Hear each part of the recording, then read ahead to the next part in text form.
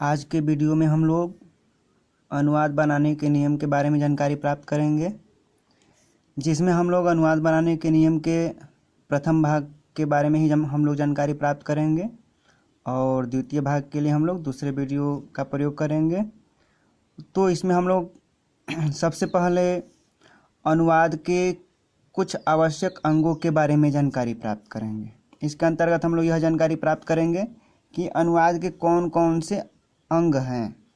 तो ये आप लोग याद रखिएगा, अनुवाद के कौन कौन से अंग हैं। वचन, पुरुष, हाँ, उसके बाद है कर्ता, क्रिया, काल, लिंग और कारक। तो इस तरह से अनुवाद के कितने अंग हो जाते हैं? 1 2 3 4 5 6 7। कौन कौन से? वचन, पुरुष, कर्ता, धातु, लकार, लिंग और कारक। अब इसके बाद हम लोग क्रमशः सबके बारे में जानकारी प्राप्त करेंगे। तो सबसे पहले है वचन। तो ये आप लोगों को पता होगा, तो इसमें आप लोग बता दीजिएगा जिस शब्द से किसी वस्तु या प्राणी के संख्या का बोध होता है उसे हम लोग वचन कहते हैं। और संस्कृत में वचन 3 प्रकार के होते हैं: एक वचन, द्विवचन और बहुवचन। एक वचन में एक वस्तु का बोध होगा, द्विवचन में 2 का बोध होगा, बहुवचन में 3 या 3 से अधिक का बोध होगा। ये आप लोग याद रखिएगा। पुरुष, तो पुरुष के 3 भेद होते हैं: प्रथम पुरुष, मध्यम पुरुष और उत्तम पुरुष। इसकी चर्चा हम लोग पिछले वीडियो में कर चुके हैं, जो कि धातु रूप था, जो कि बहुत ही महत्वपूर्ण था। और उसके पिछले वीडियो में हम लोग शब्द रूप के बारे में जानकारी प्राप्त किए थे। तो और थोड़ा सा हम लोग इसमें भी जानकारी प्राप्त कर लें। तो प्रथम पुरुष, मध्यम पुरुष और उत्तम पुरुष। उत्तम पुरुष, अब इसमें हम लोग इनके बारे में समझ लें। जो बात को कहता है वह उत्तम पुरुष, जिससे कहता है वह मध्यम पुरुष और जिसके बारे में कहता है वह प्रथम पुरुष या अन्य पुरुष होता है। अब आप लोग याद रखिएगा कि जो क्रिया के रूप हैं वो हर लकार के लिए 9 रूपों में होते हैं और पुरुष के भी 9 रूप हो जाते हैं। कैसे, यहाँ हम लोग देखेंगे। सबसे पहले पठ धातु का जो लट लकार यानी वर्तमान काल है, इसके अंतर्गत देखेंगे। तो सबसे पहले पुरुष दिया गया है, जिसमें प्रथम पुरुष, मध्यम पुरुष और उत्तम पुरुष है। उसके बाद एक वचन है, द्विवचन है और बहुवचन है। इसमें रूप दिया गया है प्रथम पुरुष के लिए पठति, पठतः, पठन्ति। मध्यम पुरुष के लिए पठस्, पठथः, पठथ। उत्तम पुरुष के लिए ये पठामि, पठावः, पठामः। अब इसमें जो प्रथम पुरुष का कर्ता होता है इसके बारे में देख लें। प्रथम पुरुष का कर्ता सह, तौ, ते। सह, तौ और ते, ये पुल्लिंग हो जाएगा। सा, ते, ता, ये स्त्रीलिंग हो जाएगा। तत्, ते, तान, ये क्या हो जाएगा? ये हो जाएगा नपुंसकलिंग। अब सह मतलब वह, तौ मतलब वे दोनों, ते मतलब वे सब। ठीक उसी तरह से मध्यम पुरुष के लिए त्वम, युवाम, यूयम, यानी कि तुम दोनों, तुम सब। ठीक उसी तरह से उत्तम पुरुष के लिए अहम, आवाम, वयम। अहम मतलब मैं, आवाम मतलब हम दोनों और वयम मतलब हम सब। तो ये रूप चलता है। जैसे कह दिया जाए कि वह पढ़ता है, वह पढ़ता है, इसका हम लोग क्या करें? संस्कृत में अनुवाद बनाएं। तो यहाँ हम लोग देख लेंगे, पढ़ता है यानी वर्तमान काल यानी लट लकार हो गया, पढ़ता है यानी एक वचन हो गया, और वह अर्थात प्रथम पुरुष हो गया।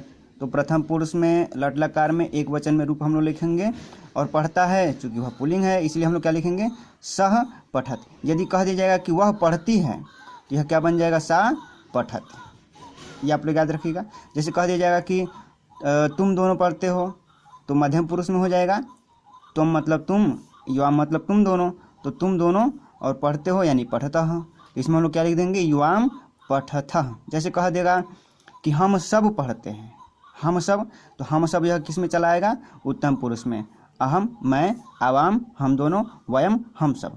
तो हम सब के लिए वयम हो जाएगा और पढ़ना अर्थात पठामह, अर्थात वयम पठामह यानी हम सब पढ़ते हैं। तो ये आप लोग याद रखिएगा, पुरुष के अनुसार, वचन के अनुसार और लकार के अनुसार क्रिया के रूप को। अब इसके बाद कर्ता, जो क्रिया को करता है वह कर्ता कहलाता है, यानी क्रिया को करने वाला कर्ता कहलाएगा। और कोई भी यदि वाक्य है तो उस वाक्य में हम लोग क्या करेंगे, क्रिया के पहले कौन शब्द का प्रयोग करेंगे और प्रश्न करेंगे, और उस प्रश्न का जो जवाब होगा वही क्या होगा, कर्ता होगा। जैसे कह दिया जाएगा कि मोहन खाता है, तो उस वाक्य में हम लोग कहेंगे कि कौन खाता है, तो कौन का क्या जवाब आएगा, मोहन। तो यानी मोहन क्या हो गया, कर्ता हो गया। ये आप लोग याद रखिएगा। क्रिया, जिसे संस्कृत में धातु कहा जाता है, धातु जिस शब्द से किसी कार्य के करने या होने का बोध होता है वह क्रिया कहलाती है। ये आप लोग याद रखिएगा।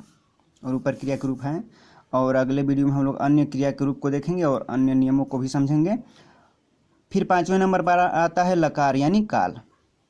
काल को भी आप लोग परिभाषित कर देंगे, जिस शब्द से किसी कार्य के करने या होने के समय का बोध होता है। और संस्कृत में काल 4-5 प्रकार के होते हैं।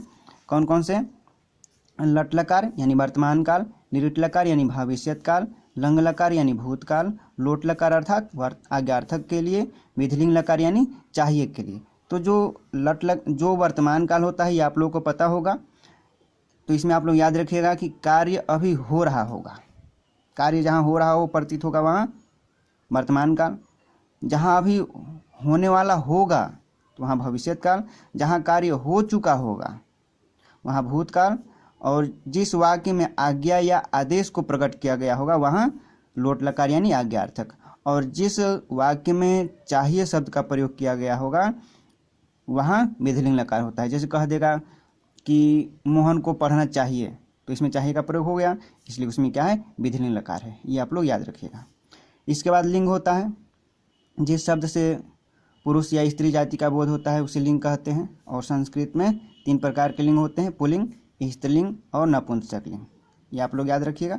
पुल्लिंग से पुरुष जाति का बोध होगा, स्त्रीलिंग से स्त्री जाति का बोध होगा, और नपुंसक लिंग से न स्त्री जाति का होगा और न ही वह पुरुष जाति का होगा, इसका बोध होगा।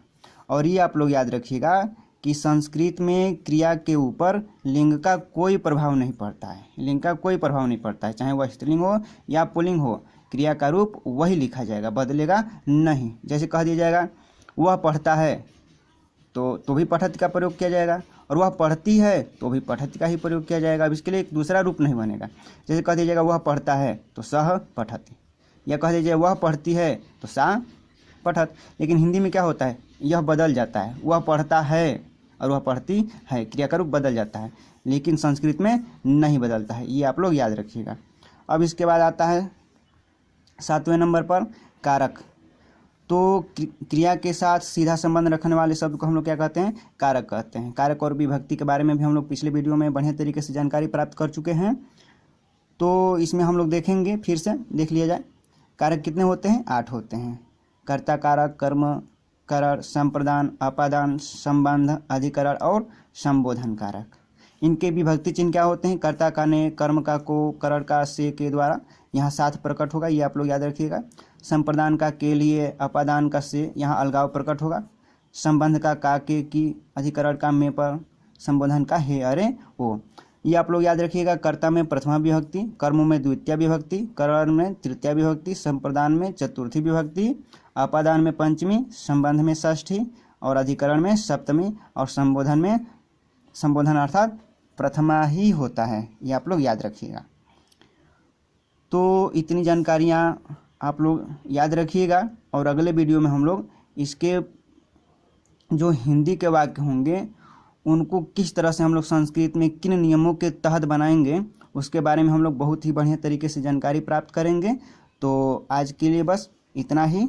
धन्यवाद।